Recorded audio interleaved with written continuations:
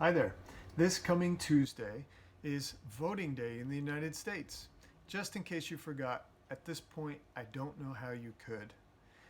I think whatever perspective each of us is coming from, what we're hoping to do is create a better future for our country, for our communities, for our families.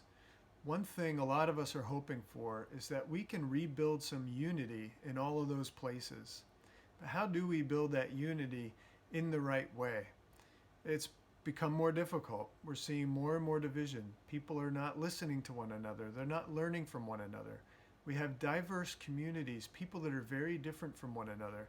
And instead of celebrating those differences and finding a way forward together, instead, people are vilifying those on the other side. They're condemning those with a different point of view than they have. So, how are we going to seek unity in the right ways?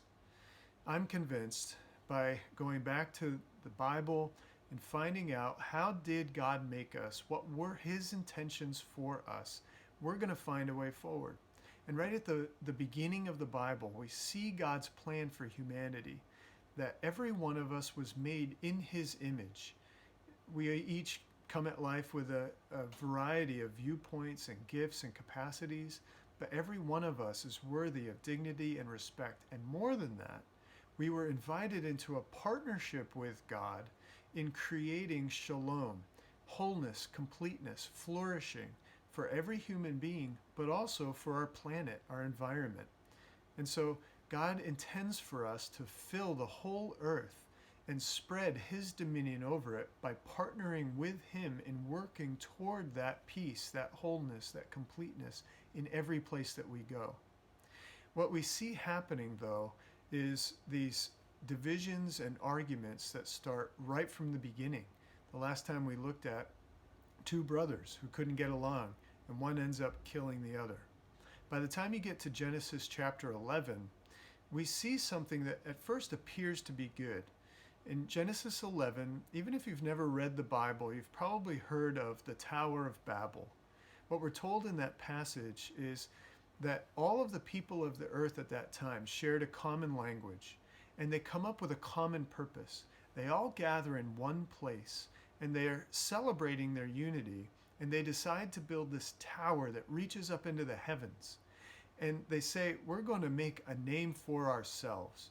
This tower has become a memorial to themselves. So they're celebrating this unity that they have. And at first that seems like a good thing, but there's a big problem. They've left God out of the picture. They're building this memorial without any reference to God whatsoever. It's all about building a memorial to their name and not to his.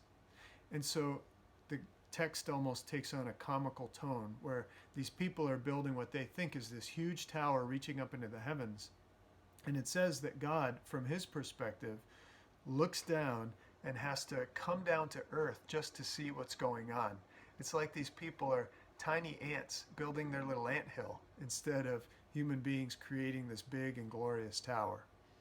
And what God does is he comes down to that tower and he confuses their language. So no longer are these people unified in their building. In fact, they scatter across the face of the earth. So we've learned a couple of things from this passage. One is that diversity is God's work. God didn't intend for us all to stay in the same place, speaking the same language, thinking the same thoughts, and being totally uniform in the way that we live our life. Diversity is a good thing, should be celebrated. And it's not an obstacle to unity.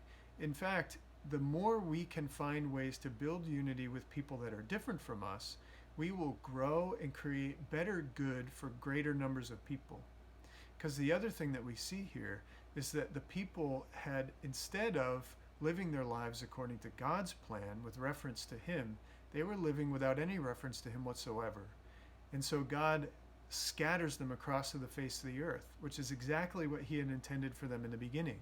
That this good, shalom, this wholeness and completeness would spread worldwide. So what I find really encouraging about this passage is that while right now we see a lot of division, we don't see a lot of unity, we can seek unity in the right way. These people had sought unity, but in all the wrong ways. They had left God out. But if we invite God into our work, creating unity together amidst our diversity, God's intentions for us are still good, and this unity can be built if we invite God to work with us, to partner with Him in the work that He wants to do in our world to build something good. When you think about it, there's no one more different from every one of us than God. He is perfect in His righteousness. He's perfect in His capacity to do good. He's perfect in His love. Every one of us falls short of that. So whatever makes you different from someone else, it's nothing compared to how different you are from God. But here's who God is. He's the God who sought unity with us. He sent His Son Jesus to take on flesh, to become just like one of us, to understand life from our perspective. And Jesus, when He took on flesh, was different from every other human being He interacted with. He was God in the flesh. He could do things no other human being could do. He was the smartest among us. He was the gentlest and the kindest among us, the most powerful among us. And He was perfect in love, where every one of us has fallen short. So Jesus, even though being so different from us, sought unity with us by taking our sin, our shame, our guilt upon Himself on the cross, to put all those things to death, so that we could be united with God. And if we could be united with God through Jesus and His sacrifice for us and His resurrection to new life, there's no obstacle to unity that couldn't be overcome. If we can be united to God, who is very different from us, I can be united with you when you're not all that different from me. Maybe we're separated by language or culture or upbringing, but really our differences are not that big when we think about how different we are from God. So if we are ever going to find a way forward in building unity together, if we're discouraged going into Tuesday, I want to encourage you with this thought. Whatever we begin building on Wednesday, November 4th, if we invite God into the process, if we partner with Him in His work of building unity around who He is and His intentions for us, and we fix our eyes on Jesus, who demonstrates those things to us, we'll find a way forward. That's my hope. That's my prayer. I invite you to pray for that and hope for that with me. God bless you.